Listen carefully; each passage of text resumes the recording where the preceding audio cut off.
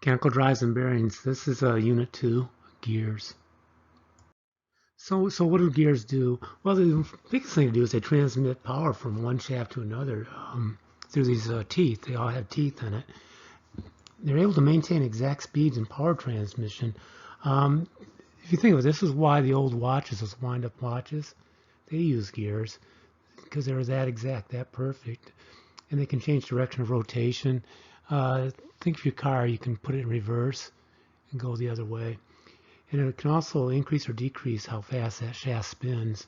So these are the four main things that a gear will do. Then let's talk about the concept of involute. This is the way they design teeth, and there's a good illustration in the book. But basically what this does, you take a look at this thing real close, you can see that only one point on each tooth is engaged with the other tooth. And as it spins, it'll actually rotate a bit on that. So this is why you have an involute teeth. Most gears are made this way. Gear terminology. I'm not going to spend a lot of time on this. You got your book. You ever somebody ever talks about a addendum on a gear? Pull out your book and see what it is.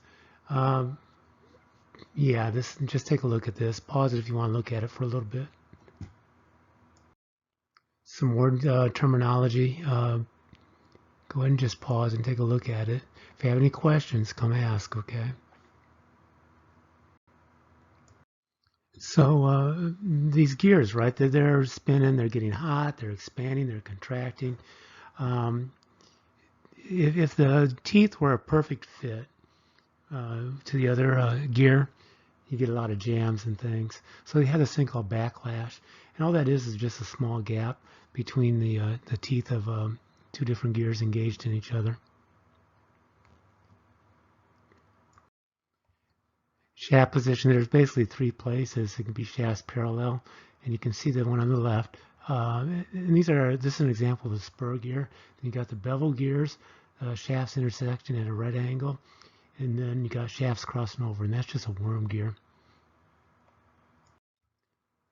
This is a shaft parallel. This is a spur gear. Again, you can see you got the external. That's where the teeth are on the outside. Then you got the internal spur gear. And these things are spinning in parallel to each other. I wanted to get an example of both types of spurs. If you ever have to install a gear, spur gear installation, thrust loads, you don't want them.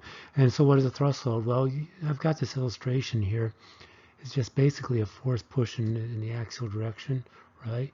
So what you want to do is make sure you don't have that, because if you have that, what it'll do is it'll cause buckling and it could damage the motor or the whatever these things are hooked to on the other end of that shaft, caused by misalignment in coupling, or a belt or chain could be misaligned. But these things will do a lot of damage. So also you ought to make sure of is you're going to match up the gear. They all have to have the same pitch, same pressure angle, same diametrical angle. And if you go back to the gear terminology, you'll see what these things are. So what that does for us ultimately is it gives us much more strength and also has less tooth deflection. So again, it won't have that fatigue failure. So if you're going to put these on, right, you got a right hand and a left hand gear, right? You have to have the same helix angle, same pitch, same pressure angle, and they must be of opposite hands, right? Otherwise, they're just won't work.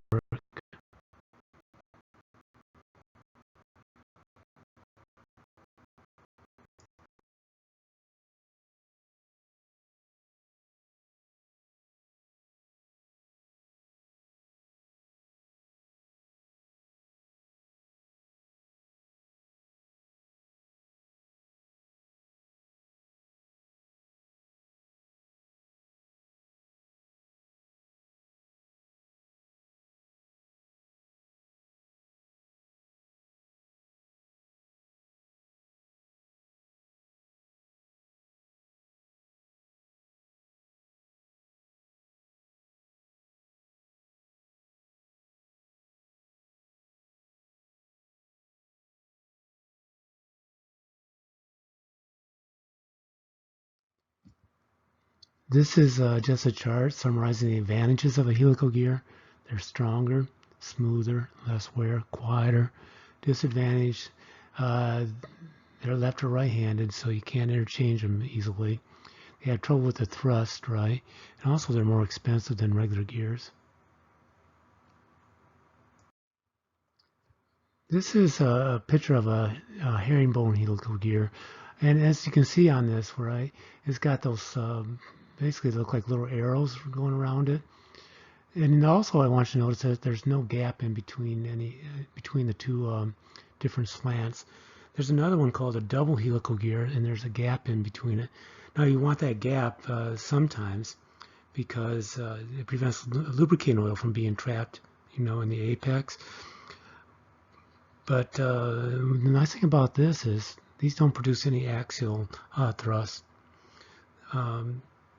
because the gears counteract each other, right? So they balance each other off. These are very expensive to make, but they stand up well to heavy loads. They're stronger. So if you can afford one, this is a gear to get. This is a 90-degree beveled gear. You can have other angles on them too. This is like the back of your car, rear-wheel drive cars. This is the differential. This is the type of gear used there. So what it does, it changes basically the one shaft and takes motion and puts it at some other angle. And you can have the straight tooth or the curved tooth. We'll talk a little bit about that later on. You might want to pause the video and just take a look at this. These are the terminology of a bevel gear.